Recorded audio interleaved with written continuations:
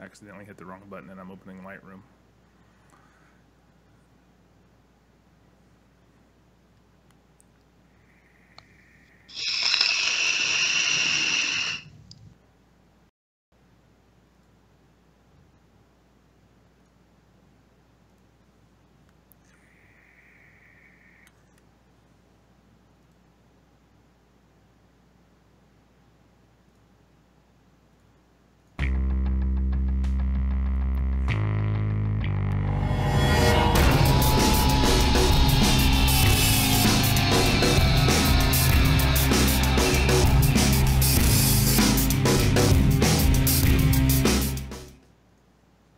What's up, everyone? Welcome to another episode of VCC Live. This is episode 50.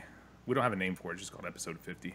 And Jay's having some technical difficulties, which is why we're going to be a few minutes late. But you know what? That's okay.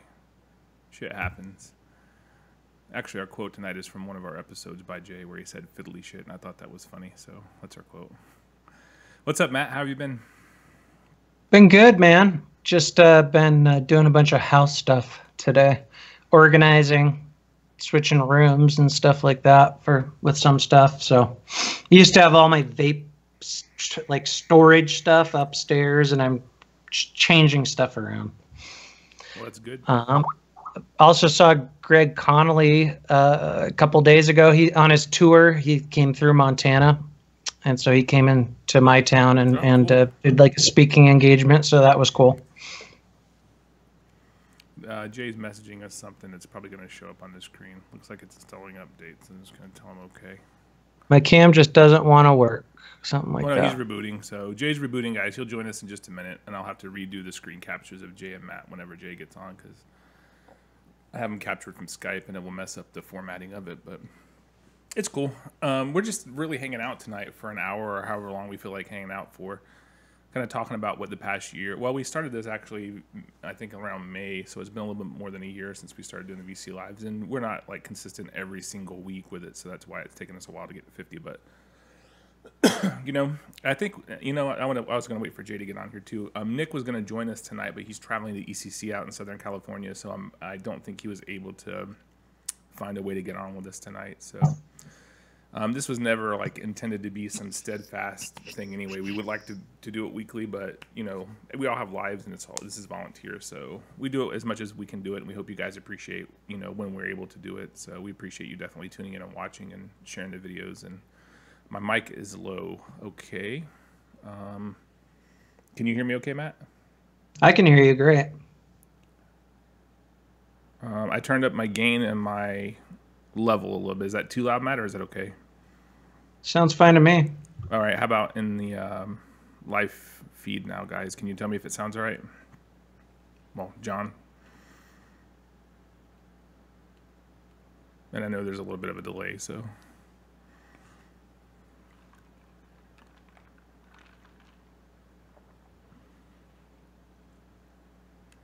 Now we're just with dead air waiting for, it says better.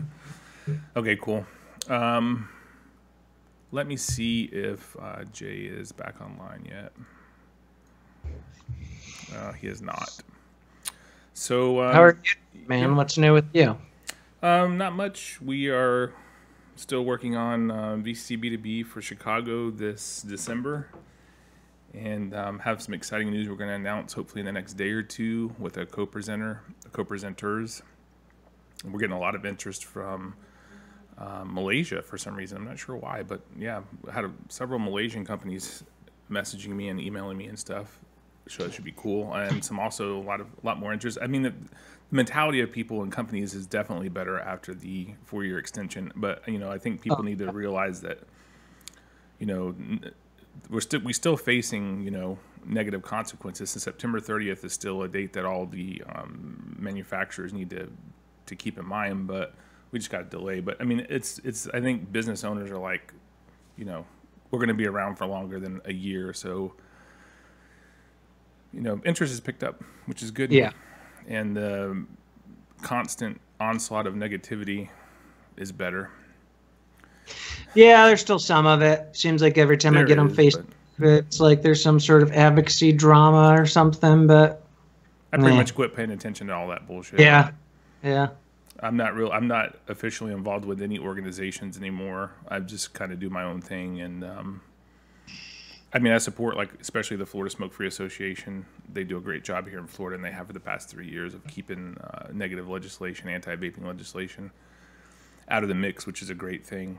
And I support them, but I'm not officially involved with them. And yeah, I mean, I don't know, a lot less stress not doing it every day. 3 years was a lot, and kind of get burnt out on it. You need to take a break and, you know, get back to life.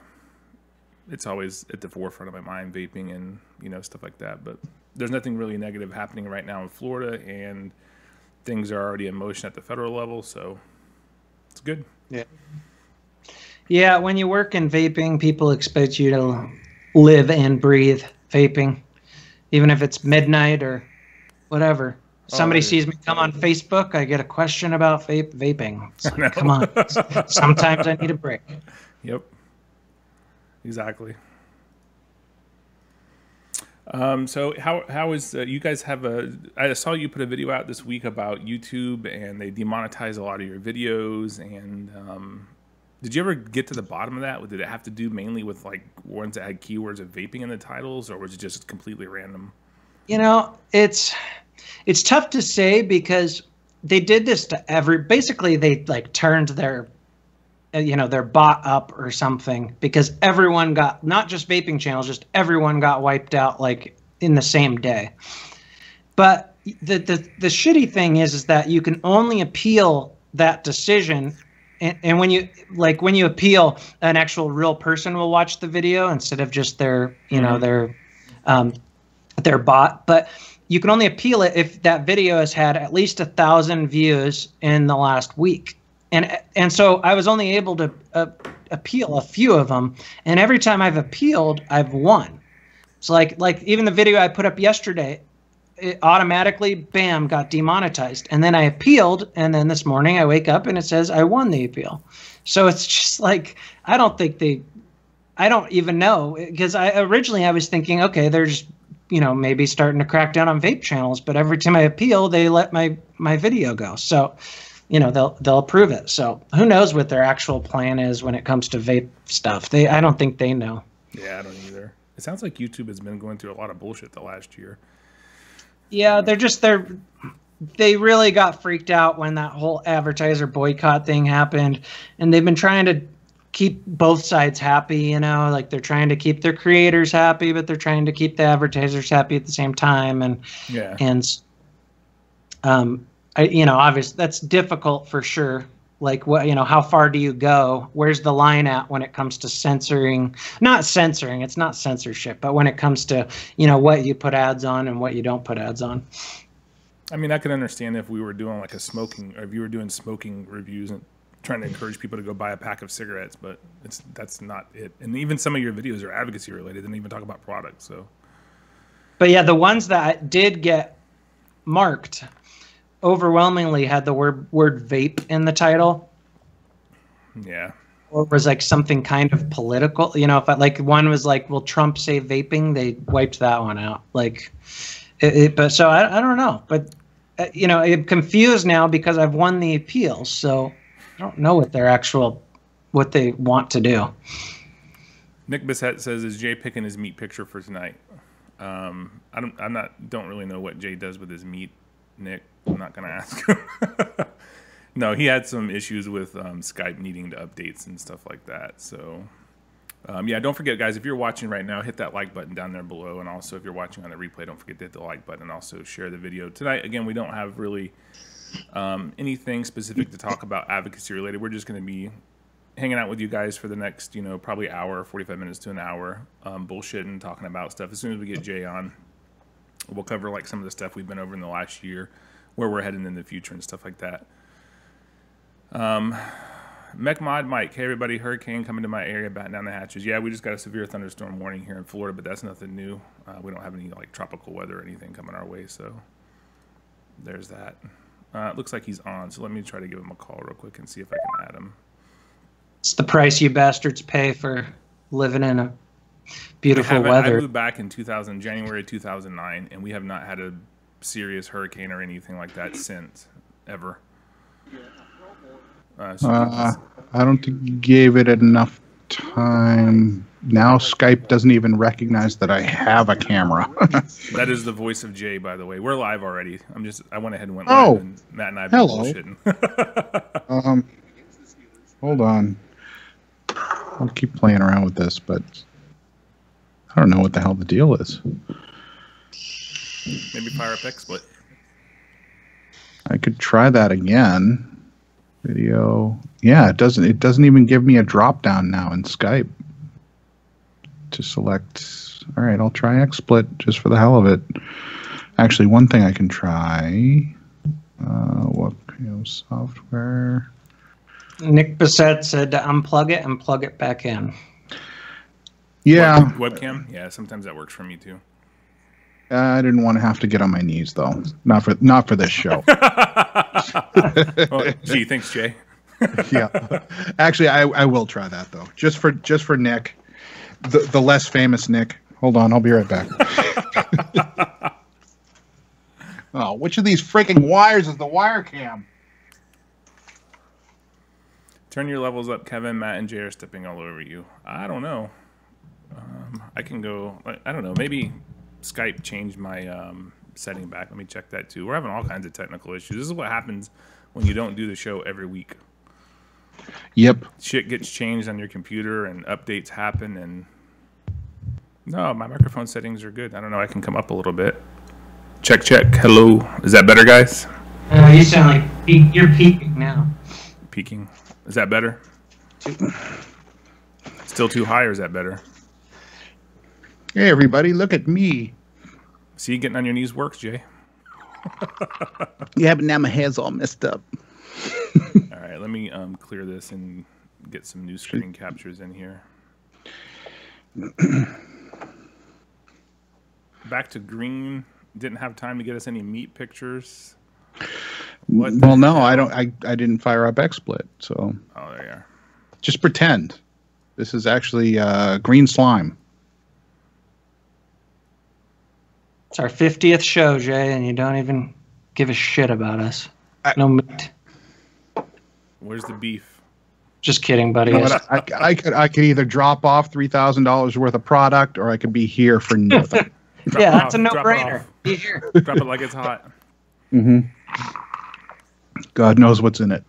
All right, guys. So we have video, and how's my audio sound? Is it better now? I'm trying to talk a little louder. How's my hair? I think you sound fine. How's Jay's hair? All the technical issues ironed out. Jay, do you see our quote for the week?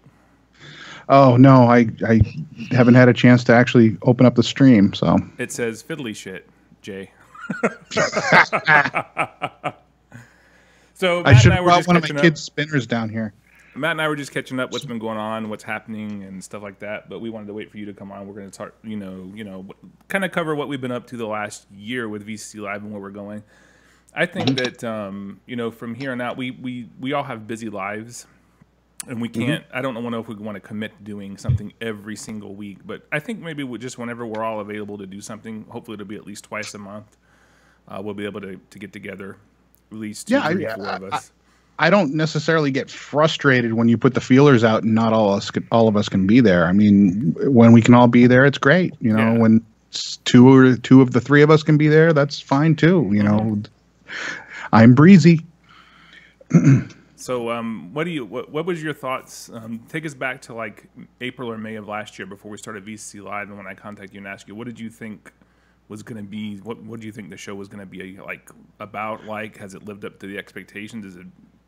I mean, I personally look forward to it whenever we do it, and whenever we're able to get together to do the show, especially when we have really good topics to talk about, or if we have an interesting, guest. If we have someone like Greg Conley on, or we've had Chris Hughes on one time, he talked about stuff going on in PA. Alex Clark we've had on from CASA.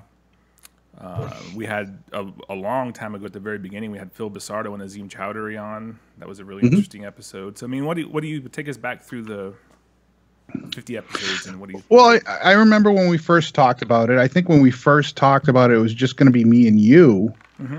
And then pretty fast you realize that, you know, that's not going to cut it because this Jay kid's kind of a freaking downer. So we reached out to Nick and Matt, and they graciously decided to come on board. But I mean, from the get-go, you know, it's kind of been what I expected. I mean, it's an advocacy-oriented show. I didn't expect, you know, superstar status to come out of here, nor did I want for that to happen. But yeah, like you said, I look forward to it every week that we can do it, especially when there's, you know, some cool stuff in the news. Contrary to what I tell my wife, I always hum and haw when I come home on a Thursday. Oh, I have to do my show. I actually feel the same way. I'm like, oh man, VCCLive tonight, and I'm busy, and I just want to like watch a video or something. But then when I actually get in here, I'm like, wow, it's exactly. It's tough, like doing it, and then once you're there, it's enjoyable. I work from home, so it's like I don't get a ton of human interaction. Yeah, you know? The hour goes so it's by always really nice, fast. like having like-minded people to bullshit with. Yeah, and I think maybe we should kind of go towards that format a little bit more too, instead of. I mean, everything seems to be settled now. I mean, not settled, you know what I mean. But there's not going to be any, unless there's some big news coming out at the federal level. We already pretty much know what we're expecting and what we're working on.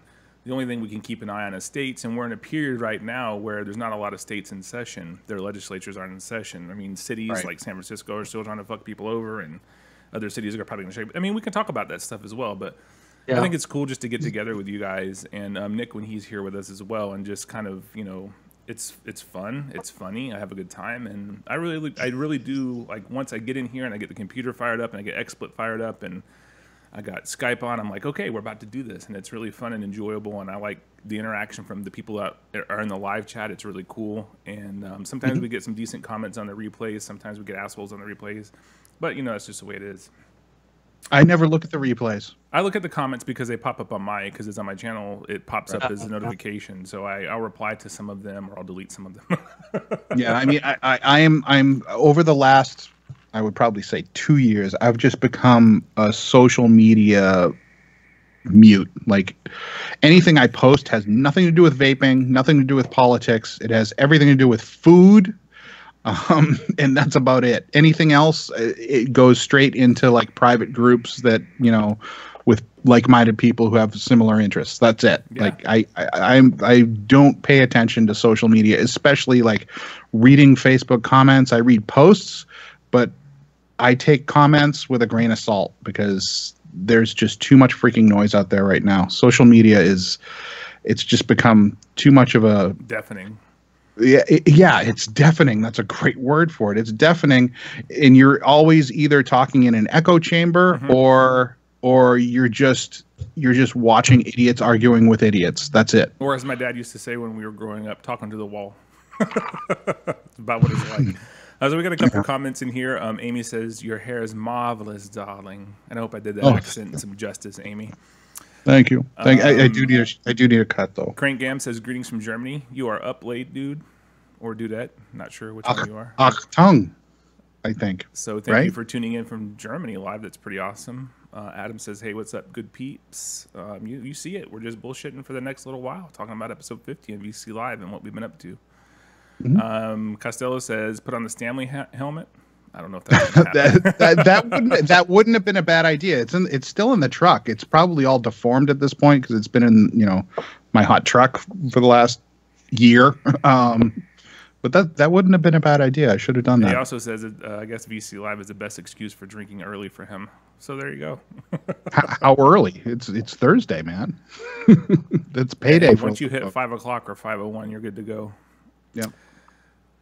So yeah, Matt, same question for you. I mean, we kind of asked you after we already had a couple episodes under our belt to join in, and you were like, "Yeah, sure, absolutely, I'd love to." And some weeks you can't be with us, and that's fine. Some weeks you can. So what do you? I mean, do you look forward to VCCLive? Do you think do you think what we're doing is good, and we should continue doing it, or what do you? Yeah, I think we should continue doing it. I think that even though it seems kind of like slow right now, there's still a lot of things that are up in the air that we could talk about. I mean, something that interests me is, you know, is the FDA going to create some sort of pathway for new innovations still. That's something that's definitely up in the air. Are they going to start cracking down on all this new China products that's still coming in? There's going to be some, there's going to be some interesting. Yeah, I mean, you got kind of two different things. You got U.S. companies making new products still, but then you got, the Chinese products coming in. So there's going to be some, I think, still some interesting stuff to talk about over the next few months. I saw some pictures of e-liquid that came out. Like there were some pictures on social media from an e-liquid company that says, like the official release date was listed as like August something 2017, and I'm like, wow. Yeah, it's ballsy. It's ballsy. At least they're not even trying to hide it. It's just crazy. I mean, well, I wonder how serious the FDA is going to get about that. That's going to be interesting to see what their response is going to be. It's going to happen at some point. But that's the thing. Enforcement for that could start now. It could have started a year ago, and they're not doing it. So, I mean, what's the point? I mean, people are still ripping off tags from mattresses, and nobody's going to jail over it. It's kind of the same freaking thing. Like, once they start prosecuting people for it, the floodgates open. But well, I've said it before, and I'll say it again. I encourage innovation. I think we should, an unjust law should not be a law. So well, and do they have the manpower to research? Like all this hardware and these products coming in from China that some of these big superstore online shops have just like thousands of different products. Does the FDA have the manpower to research all these products and to get enough proof that they weren't, out on the market? Because apparently what a lot of the Chinese companies did was get their purchase orders anyway, so, and they have different documentation to try to back it up. But it could be a huge can of worms for the FDA to try to crack down on. And yeah, they probably will at some point try to make an example of, the simple stuff that they can prove, like go after kind of like the low-hanging fruit. Mm-hmm. Yeah. But I don't think the Chinese hardware is the low-hanging fruit. I think it's probably more the liquid companies. I don't think the Chinese manufacturers really give a shit anyway, because they're not the law doesn't apply to them. The FDA deeming regulations doesn't apply to them, and it applies to the people who are importing their products. So really, they're the ones who are responsible. Yeah, but they give a shit about getting their products into the States because it's still one of their biggest markets. I mean, they're going to keep innovating and they're going to keep innovating even if they can't get their shit into the States, because people will find a way. If they crack down on the U.S. online shops that carry this stuff, then the consumers will just be able to order this stuff from Chinese retail shops, So it's really just going to hurt the U.S. companies in the long run. It probably won't hurt China or the consumer as much. Yeah, I don't think so either.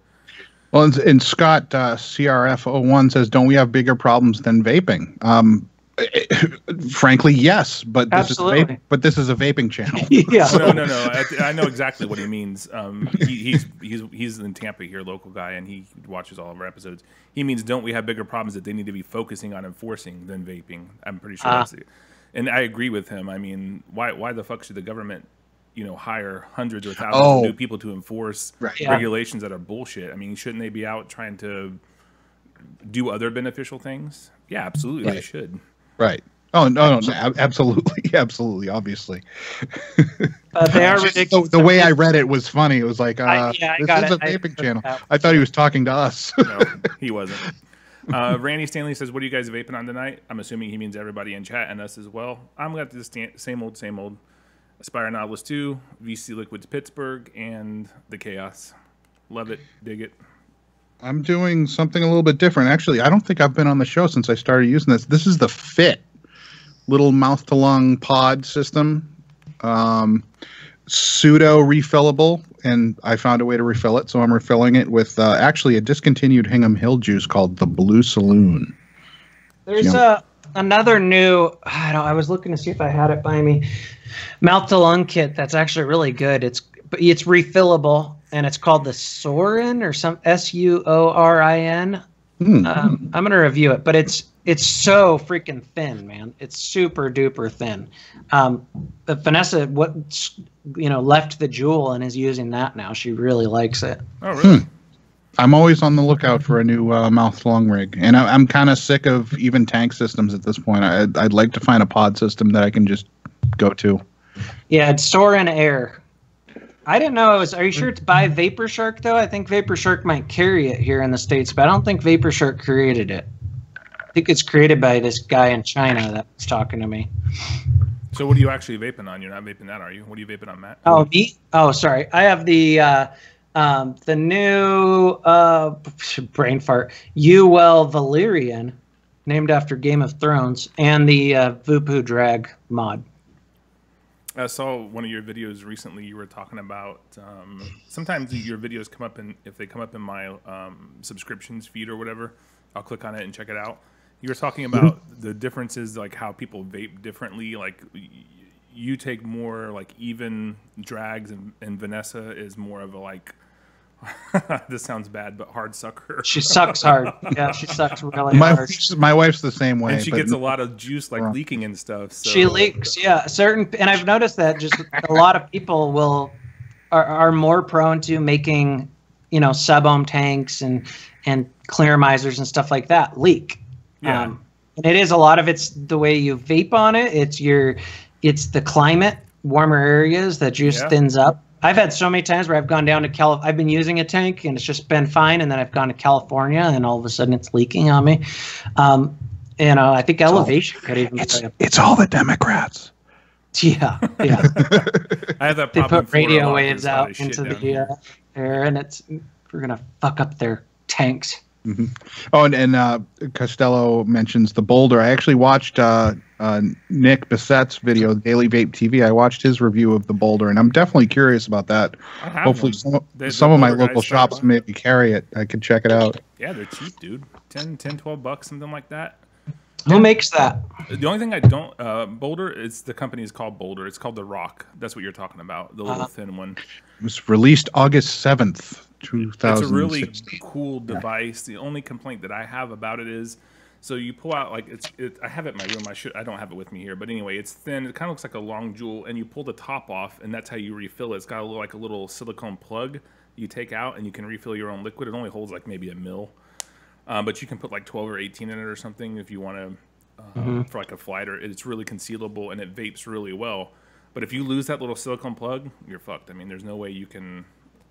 It's going to leak liquid as soon as you turn it over because there's a hole in the tank. So, dear Liza, Scott said crappy coil heads also, and yes, I agree. Some of it does have to do with quality control, but way more often, I think that there's variables with how it's being used. Somebody uses this, thick syrupy juice, and then they complain that their coils only last them a day. And there's so many variables when it goes into those tanks. And like every time I make a video on a Claramizer, I get comments from one person saying it leaks on them, another person saying they're getting dry hits. It's just it can't all be in the manufacturing. I think that's it's a lot in the part way of it, but I don't think that it's the biggest part. Yeah, I think a lot of it's in the way people vape. I mean, there were people, even when I was smoking, people smoke cigarettes differently, Oh yeah, some people last me like 5 minutes. Some people that would get the really pointy, cigarettes because they would just drag so freaking hard on them, and so the cherry looked like a yeah. Oh yeah, you get a heater on it, yeah. That was and the filter Vanessa, would get all hot and moist. Vanessa probably took like. I'm drinking an empty glass. Cigarette. Yeah, she'd just go through like 2 drags and it was gone. All right, so yeah, any you guys have any questions for us in the chat about VCCLive or anything that you want to know about? Is there any news that you guys have seen lately that we think we should talk about? Have you seen anything happening anywhere? Matt, Jay, nothing like nothing. No new news. Not for vaping. We're in this, like you said, we're in this kind of waiting period where the states are done. The FDA made a move, a month ago, and then now, they're quiet. But it's just kind of a wait and see type of thing right now. I'm still kind of wondering if the FDA is going to push off the registration period again, because that's the next. That's September the next 30th date. Yeah, we were talking about that a little bit. I mean, I think people are going to be in for a shocker when October rolls around and they didn't get their stuff in because they thought it was extended. It's not. Right. Yeah, I mean, I'm going to have to find a weekend, essentially. I'm going to have to find a weekend between now and then to start the registration process again. I haven't been willing to do that until, it's been due. I mean, why put the red flag up and say, here I am, FDA, right? Before it's actually, required. And if with their track record over the past several months of pushing deadlines, I mean, it makes sense, I guess. Yeah. I guess maybe as long as you have everything ready to go. I know you guys already talked about it, but I wasn't there at that show. My take on the whole FDA thing was that it was like the first step, and he kind of tried. Like, I think the low Nick thing, I think that was just like him trying to smooth over the whole. That was appeasement. I agree. I tend to agree. Trying to do low Nick, like even like Greg was saying when I saw him a couple days ago. I mean, this could take 10, 20 years getting these new crops that make lower nicotine cigarettes. I mean, it's very extensive trying to, get these companies to. I just think that was just thrown out there as a bone to the health organizations and stuff. And it kind of worked because it really kind of steered the media towards that end of things. Like they didn't focus so much on the fact that he was relaxing vaping regulations. They focused on this lowering of nicotine for tobacco. It was pretty smart. And I saw some people, vapors, freaking out about that and whatever, and I don't think that's worth freaking out over. I care more about like flavors and batteries and stuff like that. Well, philosophically and scientifically, it would be a bad idea to silly. Lower the nicotine in cigarettes to that level, simply because it will cause people to smoke more that refuse to use other alternatives. I think the data on that is pretty clear when it comes to light cigarettes and things like that. We've got decades of data, that state exactly that. So it's a bad idea, but I seriously don't think it's going to be a matter of policy. They just want to open up the discussion. Yeah, but that's what the media really clung to. In their coverage of his announcements, and that's a net positive for us. Yeah, I think he just used it as a tool, a tool to deflect and to say we're moving towards a harm reduction strategy. And anybody in their right mind is going to say, how can you move towards a harm reduction strategy when cigarettes that are lethal are unchanged? Yeah. So, I think I'm interested in seeing are they going to move more towards a standards-based type of system with the PMTA stuff? Like there was definitely some language in there talking about how they're going to be looking at all of this. And so, like if they went to just some sort of standards type of system, that would be fantastic. Well, depending on what it is, obviously. Yeah, it would depend on what if they do a standard that's you can't have fruit flavored juices or something, then that's a bad thing. But if it's just like, with mods, you must have, these different battery protections and overheat protections, and they must be rated for this and that, and that's fine, And e-liquid, you must not use this this ingredient. But yeah, it's the flavors thing. Seems like it's still up in the air, and didn't they open like some sort of comment? Yeah, they were going to want to public that input. too. Yeah. So yeah, but interesting. And also as we talked about, which you again weren't there for that episode, but the labeling issue and how Scott Gottlieb intentionally included that as an aspect of his speech when they presented the information publicly that they were going to delay by 4 years. He specifically mentioned child appealing labels and stuff. So there's a consumer push right now for that. So, and how much of that was him just appeasing as well? Who knows? I mean, because it seems like it's all or nothing really, because it'd be very hard to say, to put some standard. You can't have a childish label. I mean, like, where's the line there? Yeah, it's subjective. The line is, how much is your company willing to defend itself in court over a label? That's where the line is. Well, ultimately. For intellectual property theft, yes, but for labels that contain like nothing that, like, say someone came up with an original cartoon. Well, no, but that's exactly my point. You'd still, like, if the FDA were to come after you over a label that was colorful and had a cartoon character on it, are you willing to defend that in court, or are you going to change it? Like Tommy said, he didn't mention child appealing labels. He mentioned child appealing flavors. So yeah, I guess that's a completely different. What part is label of that flavor that's child appealing, or is it just the whole? All right, I'm going to release a flavor called breast milk. That's that's just disgusting. That's a child appealing flavor, though, isn't it? Right? Sorry, Tommy, I misspoke. You are absolutely correct. If I said child but who knows how much labels, that I meant child appealing flavors. But I do think that the FDA is going to be scrutinizing these labels, because not just the FDA, but I've seen, I'm not countless, but certainly dozens of elected officials hold up bottles of e-liquid that are just ridiculous, and there's no way they should be out there, and use them as an example of how this industry is attempting to hook children on nicotine so that they have lifelong customers, and that kind of bullshit's not going to last. So we're growing. I think they'll be. Sorry, go ahead. No, that's it. I was just going to say we're growing up as an industry, and we need to reflect that in our product marketing. I think that they're going to be scrutinizing the labels, but I think that they may, the scary part is are they going to come to the conclusion that the only way to get rid of these labels is to get rid of the fruity flavors? You know what I'm saying? The flavors that go along with it. Well, how do you? Where's the standard? My core line. You can only use red, black, and white, or something like that in the label. Where's the line going to be? Right, but I mean, they really are. To me, they're two completely separate issues. The flavoring issue is much more detrimental because it's very easy to change a label. Yes, certainly. I agree. I don't want us to all see black and white labels with nothing but Arial font in this size, and with the warning labels and oriented in such a way. I don't want to see any of that. But it's the flavors themselves. If they start going after fruit flavors, because fruits are appealing to kids, that will destroy the entire industry. Absolutely destroy it.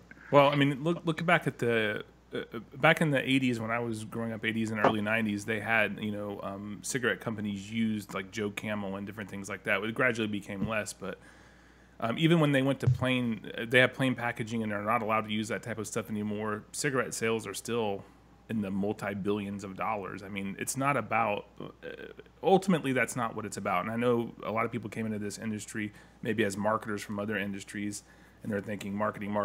But if you have a good product and it tastes great and it keeps you off of cigarettes, it's going to sell. I mean, a pack of Marlboros is pretty basic, It's got a few colors, a few shapes, and it says Marlboro on it. Does anyone walk into the store and say, "I very easy to regulate"? But it's very easy to regulate those because there's only a few big brands. Exactly, you know what I'm saying? Right. Yeah. Well, how are they going to regulate any cigarette brand right now that has a cartoon on the label? Any cigarette brand? No, but that's what I'm saying. It's easy for them to regulate. Yeah, but I'm not. Yes, if all they did was get rid of childish labels, but all the flavors stayed out there, that's totally fine with me. Absolutely, and I think that sales would be fine.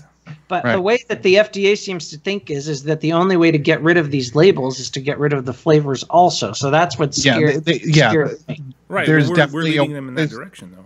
There's definitely a wing in the government that equates the two. Like labels and flavor components are inseparable, and that's just 100% not true.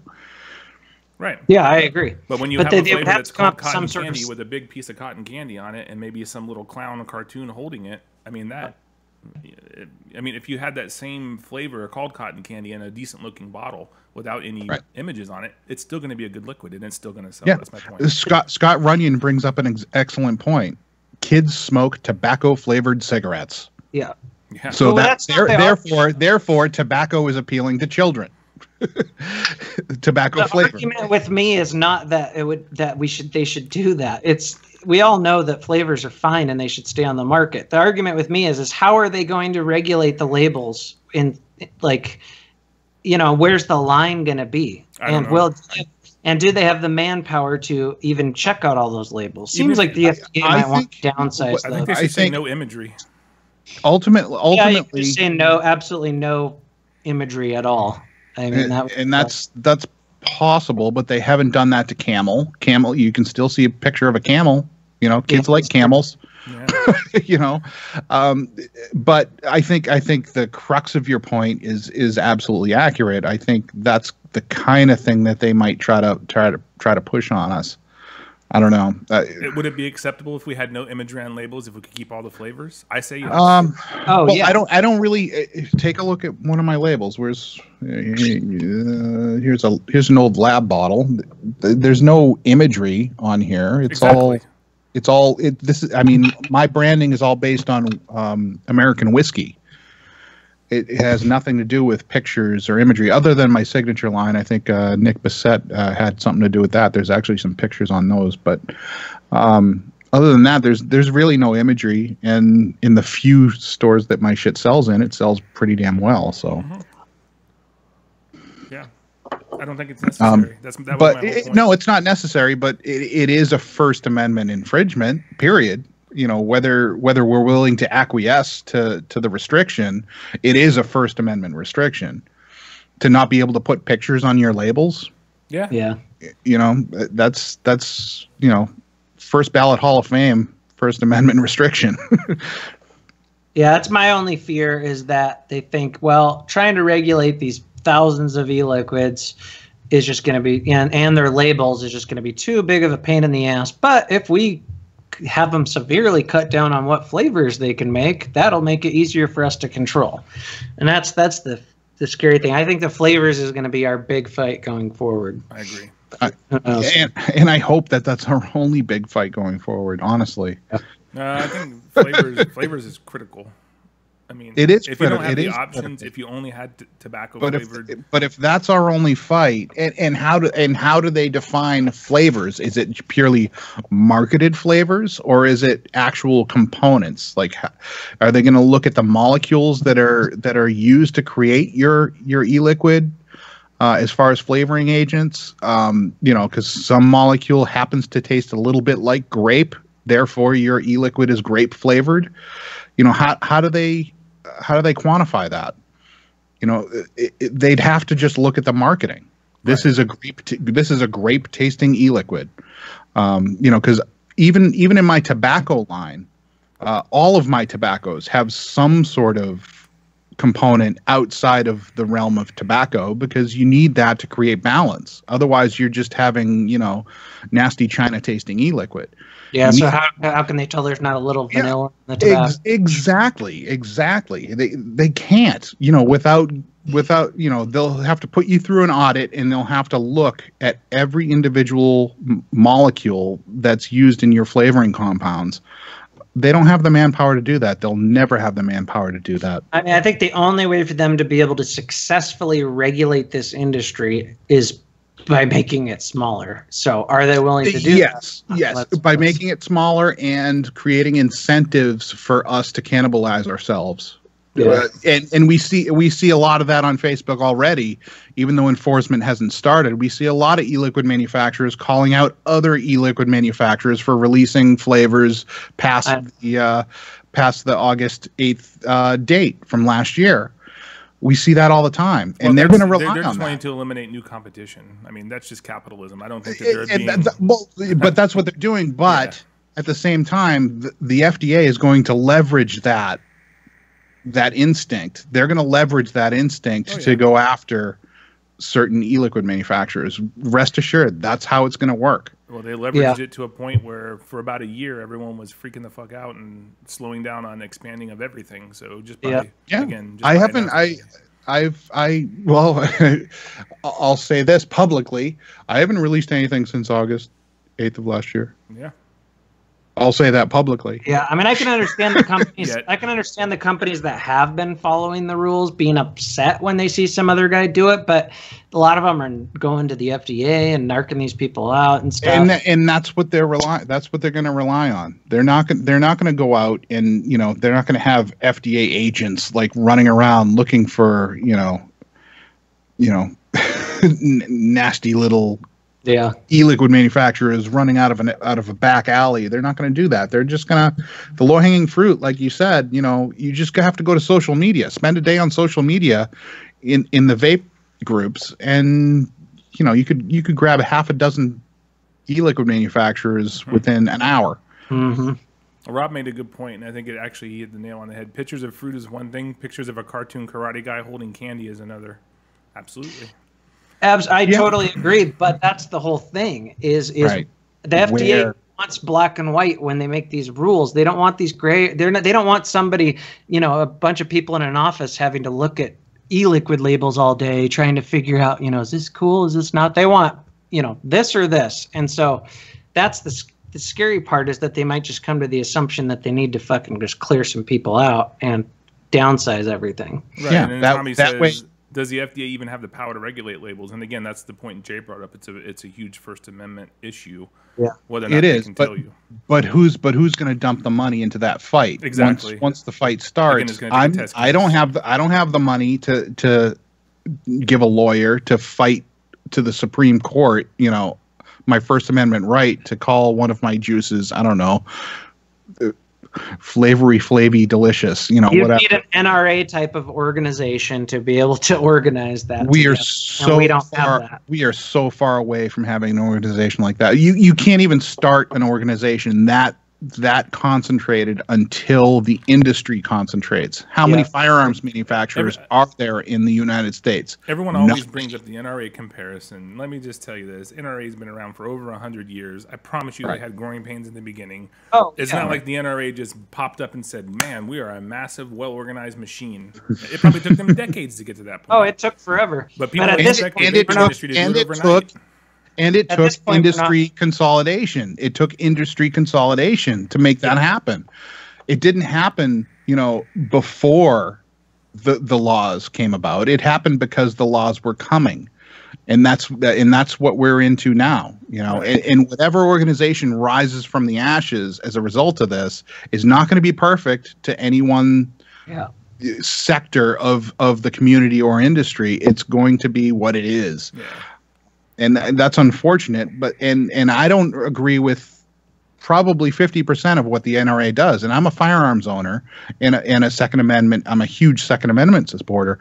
I don't agree with nearly half of what the NRA does, but they are the most successful organization, right? Hands down. What were we going to say, Matt? Well, at this point, we just don't have the organization to be able to put together a lawsuit like that. That's I mean, we've done it before, like with the right to be smoke-free stuff, but trying to get a bunch of e-liquid manufacturers together to pool their money to do some, sort of suit, it would be hard. I don't even think it's reasonable for, even to say 20 of these companies that have cartoon labels got together. I mean, I just can't imagine that the vaping community at this point would support them in their lawsuit to say, hey, we have the right to have cartoons on our labels. Yeah, that's a PR nightmare. Whether or not you win the lawsuit, that's a PR nightmare. Exactly. Yeah, it wouldn't make any sense. That's why I've never had cartoons. Why not just relabel and do something that looks professional and is aimed at adults? Why not? Right.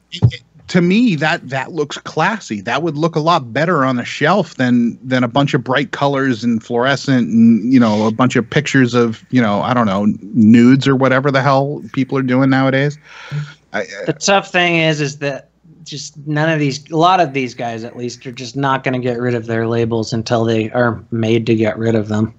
Yeah, unless there's a consumer outcry, then people stop buying them. Yeah, it's either the sales go down or the government makes them. At the same time, have you guys noticed over the last year or two that the quote unquote cool wing of the vaping community, meaning the 20 to 30 crowd, has kind of waned a bit? Or do you think it's grown over the last 2 years, or do you think it's kind of stayed about what it was? I think it's grown quietly. I just don't think that people are as interested in. I think if people vape now, it's not, like you said before, not to be part of the cool gang or whatever you want to call it. I think they're just people have moved on and they're vaping to not smoke, which is the way it should be. And I think the further we go in time, the more we'll see of that. But I mean, it was a new technology, it was a new thing, and people were excited about it. And I mean, maybe it looked cool for a while to vape, but I think at some point before the end of my life, assuming I live to be an old man, I think it'll be the standard. I just don't think it'll be. I think it definitely became uncool in some circles. Some people vape, but they're like, you know, in some circles, I even feel this way sometimes. I go out and like people look at me weird, and it's because, you know, people talk about like the average vape douche or whatever, and you know, it became uncool. Like for a lot of, you know, so if you go to like cities, the backlash, a lot of the hipstery city type folks, they think it's stupid. Yeah, it's blasé now. It's No, that's kind of what I'm kind of referring to, I guess, is kind of the backlash. Mm-hmm. You know, we've seen a lot of that over the last year, where there's, you know, the vape douche and, you know, the two guys in the urinal, I vape, you know, all that stuff. We get it, you vape, bro. Right, all that stuff, all that backlash. And I have to admit, that shit has just been hilarious, because I've absolutely hated the way that the trend has turned over the last 2 years. So it's good to see that, but at the same time, I don't. You know, I want to make sure that the community is in a place where it can still attract smokers over, you know, the way it used to, you know, 3, 4, 5, 6 years ago. Nick just said, I just came back from the UK and they don't give a shit about child labels, cartoons, or anything. It's the new Wild West. Oh yeah, when I went to the UK show there in May, it's so many. I mean, it was booming. The place was packed. There was freaking, like I told you guys before, there's like carnival rides inside and stuff. But I mean, half the booths were, you know, bright colored e-liquid companies with, you know, that were spending probably $50,000 on these booths with, like, you know, TV screens that are, you know, massive. It's nuts. But yeah, they don't give a shit. Yeah. That's crazy. Well, I mean, more power to them, I guess. I guess so. They've taken more of vaping as a harm reduction approach. Yeah. And I guess, I mean, at some point it'll probably get so ridiculous that the politicians, even in the UK, will say, all right, this is enough. Yeah. I mean, there's a lot. They say between 1.5 to 2 million people in the UK vape, and they only have like 75 million as, you know, their 75 million people live there. So I mean, that's quite a few people. That's significant. Yeah, that's significant. Well, I don't know where people get the numbers from in the U.S. about how many vapors there are. I mean, I have no idea how they can even tell, but I've seen estimates that it's grown to between 8 and 9 million in the U.S. Yeah, it's around there, like 8 to 10. It's rare. It's rare, even in Massachusetts, who lagged behind severely in the vaping phenomenon. Even now, it's rare that I see somebody smoking a cigarette. I see people vaping more often than smoking a cigarette. It's not the case in Florida. I see about 50-50, I guess. I still see a shit ton of people smoking here, riding down the street in traffic with their window cracked or window down with a cigarette hanging out. No, it's rare, and when I see it, it looks out of place. Like, why are you still smoking? Like, why are you still smoking? That's my thought. Like, there are so many better alternatives to smoking at this point. Why are you still smoking? You know, it doesn't make any sense. When you walk by a group of smokers and they give you, like this happened when we were in Seattle. Walked by like 5 people smoking outside in downtown Seattle. And they give you a look when you're vaping. Yeah. Like, oh, look at this douche with his big clouds. Thinks he's so fucking cool. Shit stinks, bro. Rob says all over New York City people are vaping. And Scott says Scott's in the Tampa Bay area. I see more smoking here, too. Yeah, I mean, there's still definitely a large number of people in the U.S. We've only scratched the surface of getting all the people that we can get off of cigarettes, for sure. And it's good that you're seeing that trend in Massachusetts. That's great.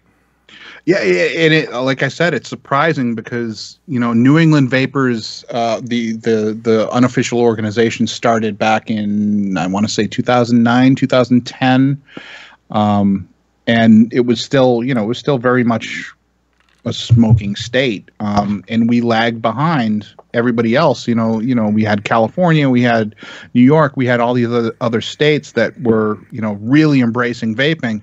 Massachusetts and the rest of New England kind of lagged behind on that, but now it's to the point where it's rare that I see a smoker. It's more often than not, even in the morning. First thing in the morning, I'm driving along, I'll see the guy in front of me chuck a friggin' plume right out the side of his window, and it's like, no, that's not a cigarette, you know. So I know the guy's vaping, you know.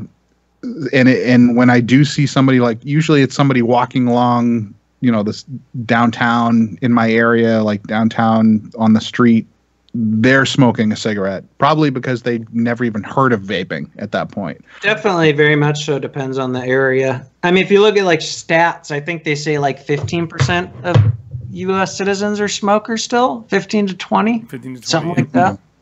And so, like, what if there's 8 million out of 300 million? I did the math. It's like 2.6%. Is that right? 3%. So I mean, we're gaining on them for sure. Yeah, absolutely. All right. Well, I think let's take the last 10 minutes to talk about some other things. Well, if you guys, by the way, haven't hit the like button down there, please do it now. We appreciate it. I liked it. I liked the video. Sweet. I like the video. I'm biased though. Okay, who do you think is going to win this weekend? McGregor or Mayweather? Jay? Oh man. I am so glad you brought that up. Yeah. And yet not. I you know what? I'm just hopeful that I'm going to find a way to watch it. It's Saturday, right? I hope McGregor, but I know Russ Wishtart is publishing on Facebook a way to watch it for $9.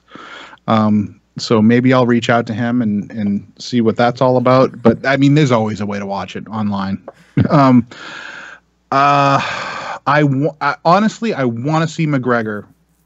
Just because, as cocky as he is leading up to a fight, he is always incredibly humble and articulate after a fight, whether he wins or loses. I really like McGregor for that reason. Well, and it's not his sport, so it would just be but crazy. It's not his sport. But at the same time, Mayweather is a defensive genius, and he's old. So. I mean, I used to be a huge boxing fan back in the day. Like Roy Jones Jr. is my freaking hero. But boxing to me is dead at this point. Yeah. There are very few boxers that are worth pay-per-view money, Mayweather included, and his last fight is a prime example of that. He's just not worth the money. However, UFC has gained momentum, and they remain the more entertaining option as far as combat sports. So I really want to see McGregor win. So give us your prediction. We'll check it next week. If we're on next week, we'll check it. What are your prediction? Okay, I will say it's either going to be a McGregor knockout within the first 5 or a Mayweather decision. Okay. Yeah, Matt, I agree with that. I mean, I think that well, I would put money on McGregor just because the odds are so good. Because if if he does pull it out, but the odds are very much so against McGregor. He's got to connect, but he's going up against the hardest guy to punch in the whole world. That never lets people connect. So and McGregor's going to be handcuffed. Half of his weapons are going to be not at his disposal. So how do you pass that? I don't know. I've said it since June. McGregor KO round 3.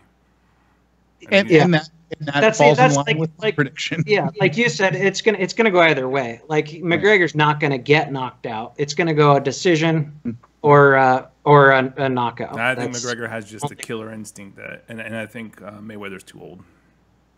That's just what I think. That's a perfectly valid analysis, and I could totally get behind that. It's just I can't. This is unprecedented. Like I can't make an analytical prediction because there's nothing. There's no data to base a prediction on at this point. I mean, I think it's.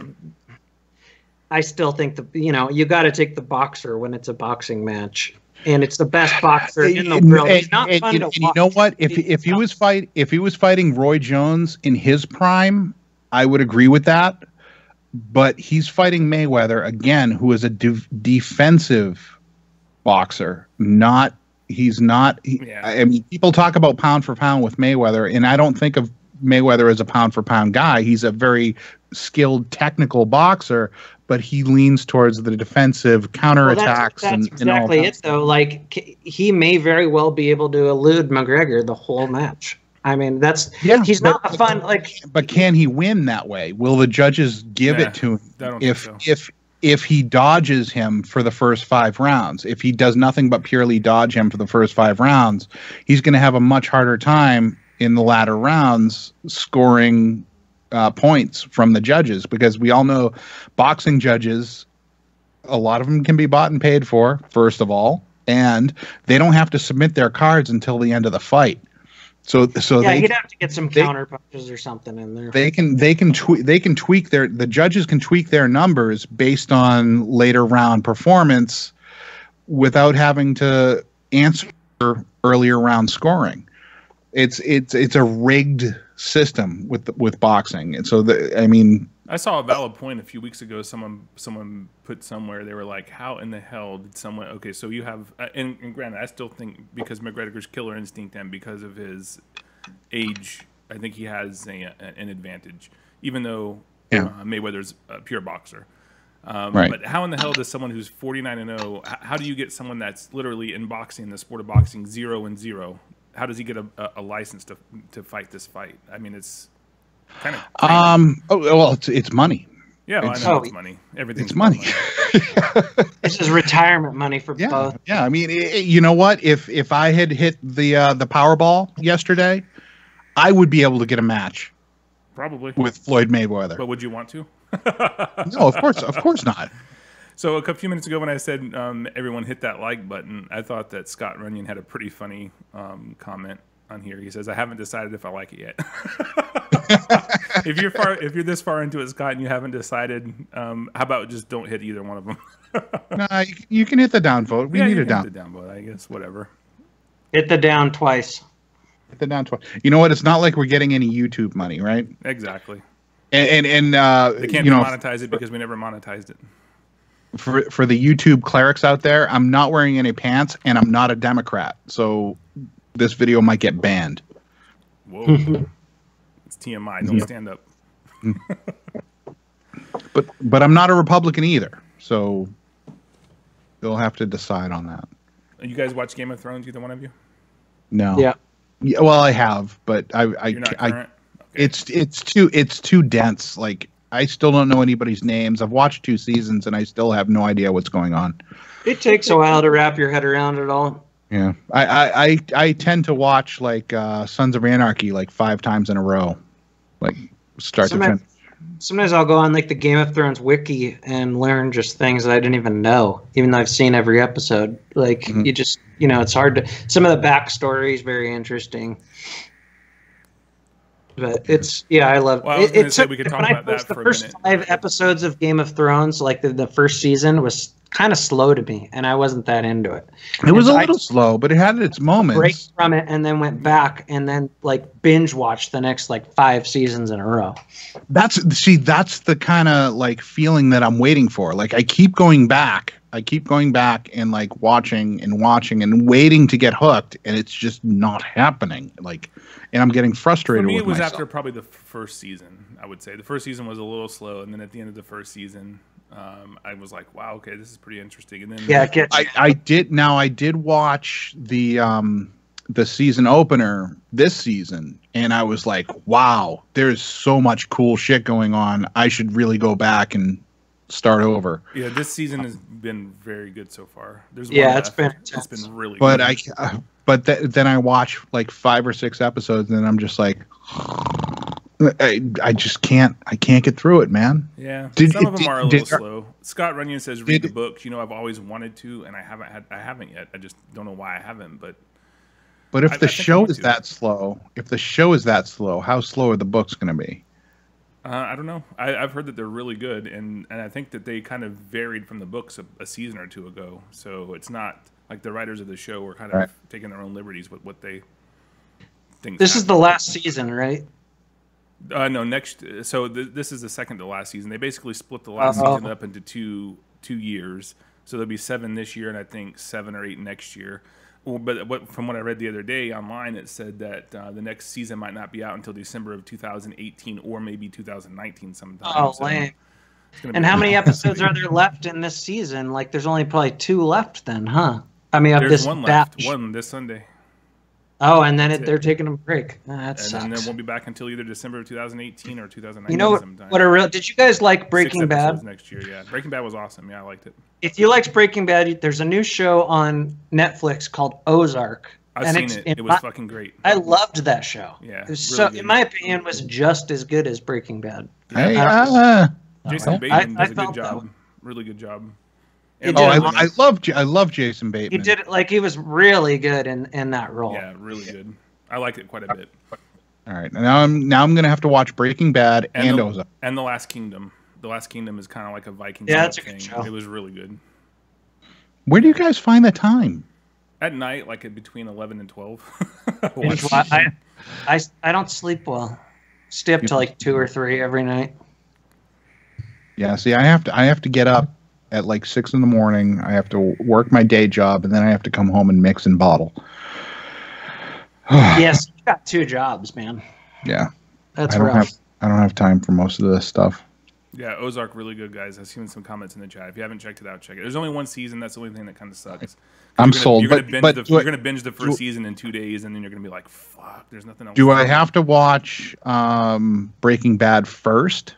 No, I mean No. they don't have anything to do with each other. It's just the same kind of feel to it. Okay. It just had that same feel to A me. little more condensed with Ozark, I would think, because it's just the 1 season. Well, I mean, there's definitely going to be. They left it open at the end, so there's going to be more seasons of Yeah, there Ozark. will But be. it's only 1 season, right? You know what I really liked? What was the next Netflix one that I really liked? I don't know, but I really like the sci-fi series Winona Earp. I haven't You guys seen seen that. that? No. Winona I Earp. haven't watched it. It's hilarious. It's hilarious. It's You like have a to- Western, I'm assuming. With It's kind of, it takes place like in current day, the Western area. Descendant of Wyatt Earp. It's his daughter, but she's fighting demons that he was cursed with. Like everybody that he killed is now a demon that is trying to kill all of his lineage, kind of thing. But it's hilarious. Like I it's might give it a absolutely shot. hilarious. And there's two Sci-fi girls- shows sometimes just seem like they're too low budget and they get corny. Like the Sci-Fi Channel, you're talking, right? Yeah. Well, this is corny. This is definitely corny, but they embrace it. But it's not like to the level of like Sharknado kind of thing. Sharknado. It's definitely it's more lowbrow than that, but not by much. It's just a really well done show. And Another it has, good one. it has cute girls in it, some of which like lesbo out. So Oh, there's that.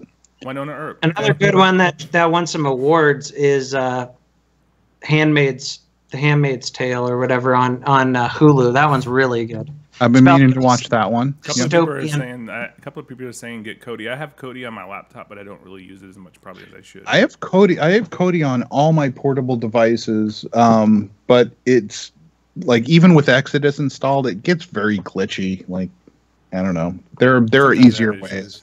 Josh There are says, easier Kevin, Matt, ways. Jay, how are you guys doing? What's up, man? Good to see you around. Then Good, he has Matt. a really funny comment that says, yes, Kodi is the best. Got rid of my $187 DirecTV cable bill every month. You can watch anything literally anytime you want to with Kodi. Pay-per-view porn movies, TV shows, everything.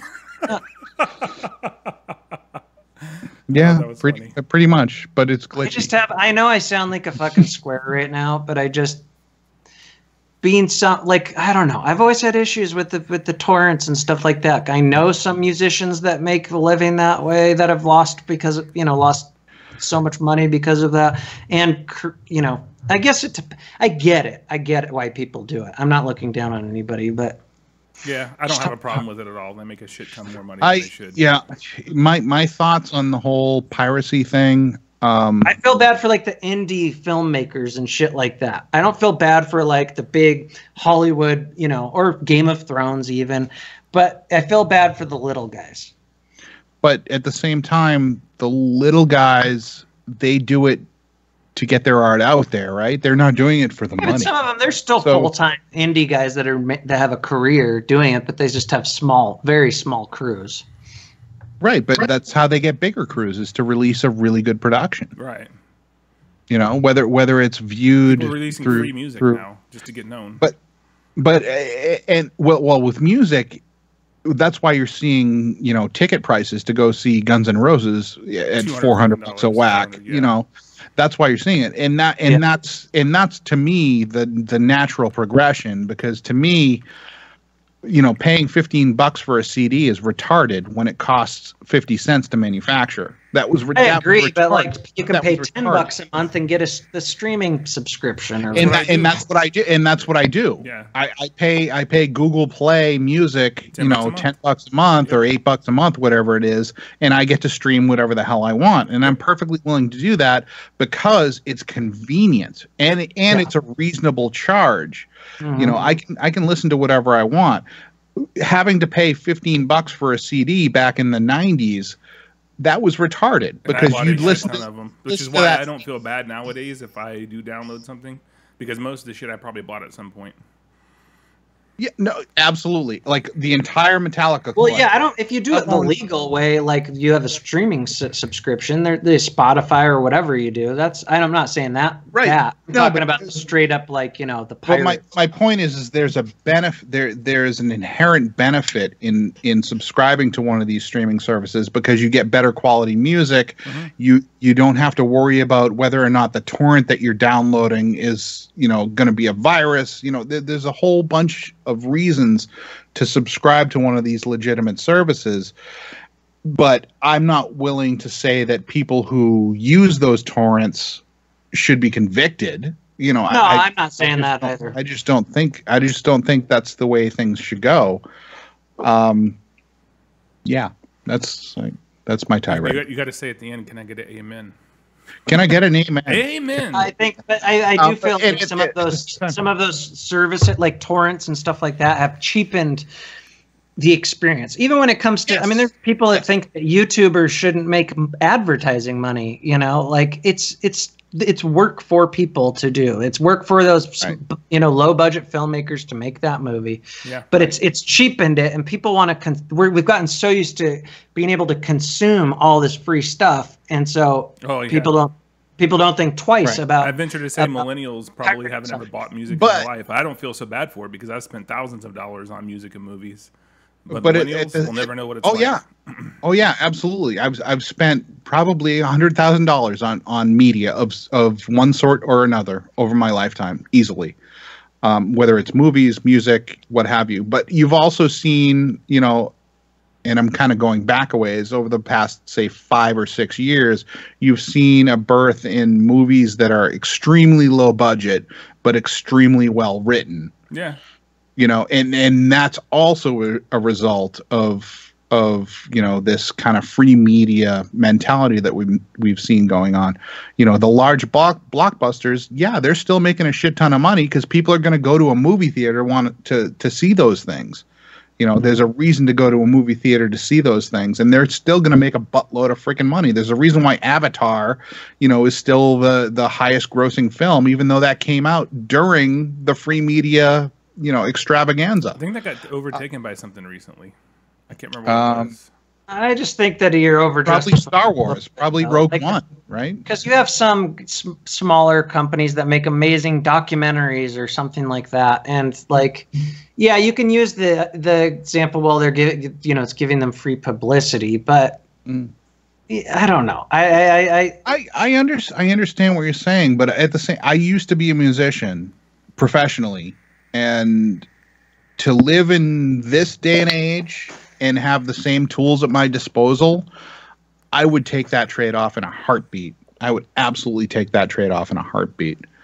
You know, to instead of deriving your income from you sitting in a recording studio and recording a song that took you a day, as opposed to you going on tour and charging people money to come see you play, to me, it makes more sense to derive the money from the live performance than it does. That's what Scott says in the comments. Bands should make their living performing live.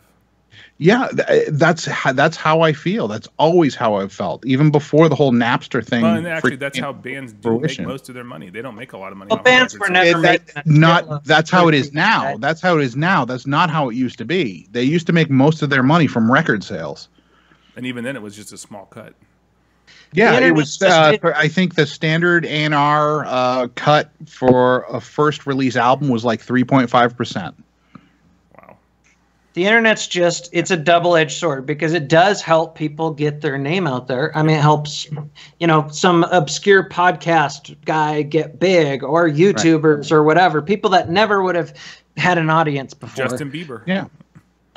But at the same time, you have growing pains when it comes to monetization of content. Because and that's an issue. The whole YouTube monetization thing. That's a whole separate issue. Like that, what they have done. But even with monetized videos, you still have half the viewers that have freaking ad blockers. People don't want to do anything. They don't give a shit about I subscribe to the people they're watching. I subscribe to YouTube Music Play, which gives me YouTube Red. So I haven't seen an ad. YouTube Red's the creators get money from YouTube Red. I have Google. Mine's YouTube Red is free with Google Play Music. Right. Yeah. That's the setup that I have. So I don't see ads either. Yeah. Yeah. You still get some money from YouTube Red views, so that's fine. But well, maybe I should subscribe to you then. I'm not just talking about YouTubers, but just in general. I think people are still trying to figure out exactly the best ways to monetize stuff. And that's just the internet for you. I mean, even these social media companies, lots of them aren't making any money. Twitter's fucking broke; they're not making any money. They're still trying to figure out. Neither is YouTube. Monetize, YouTube isn't YouTube. Yeah. YouTube hasn't made a profit yet. Yeah. So, I mean, I understand the fact that they want to, experiment with how they do things.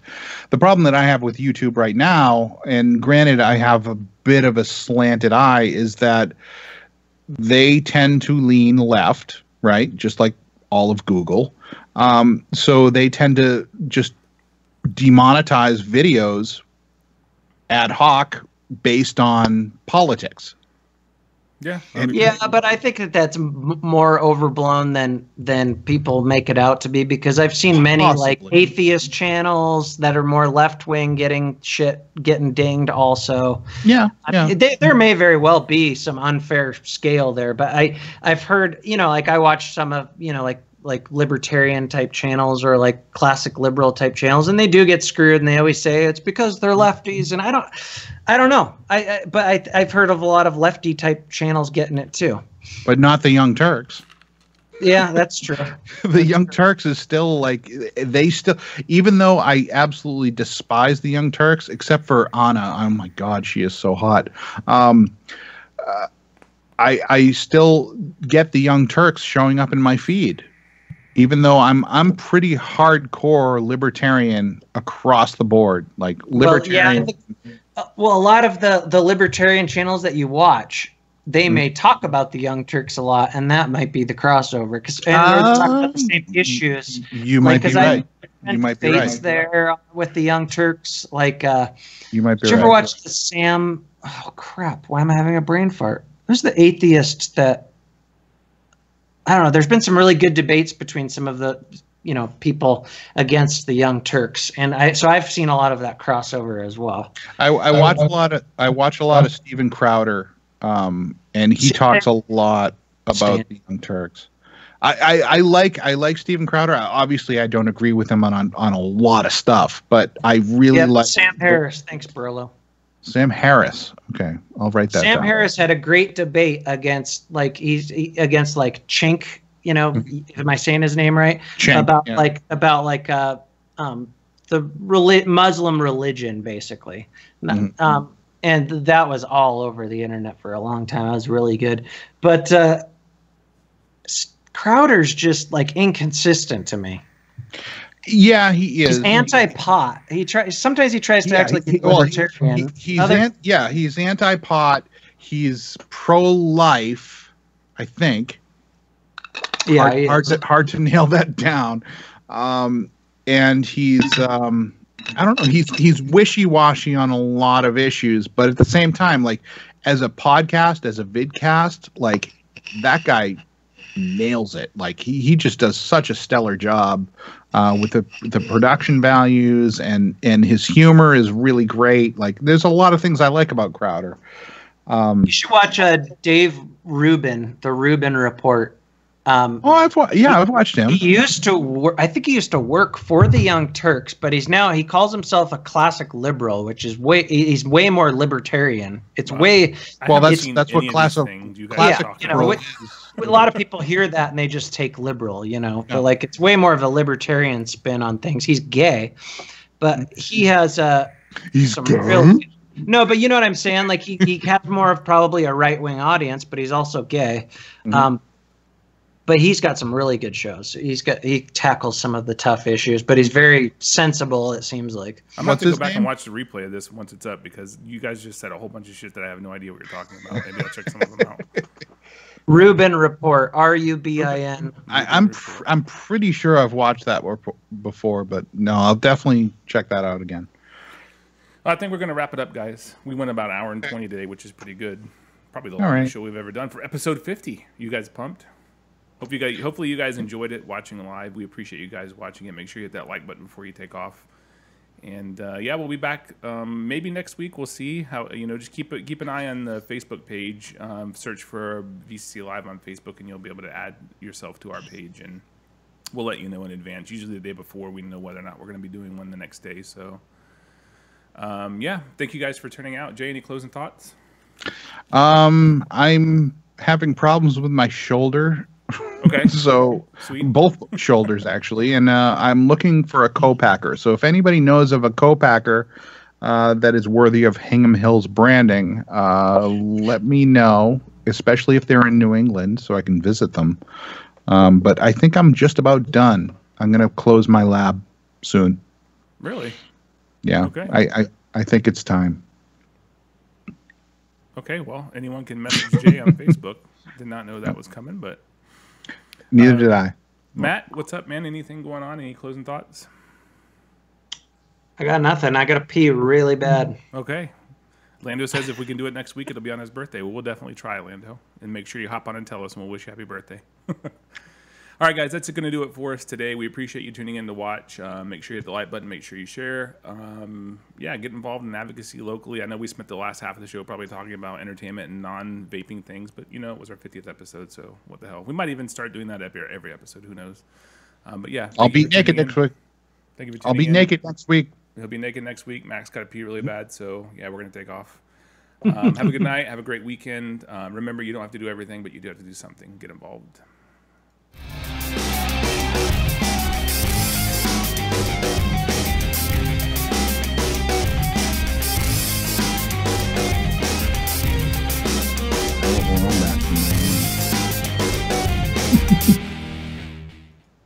Team Aria.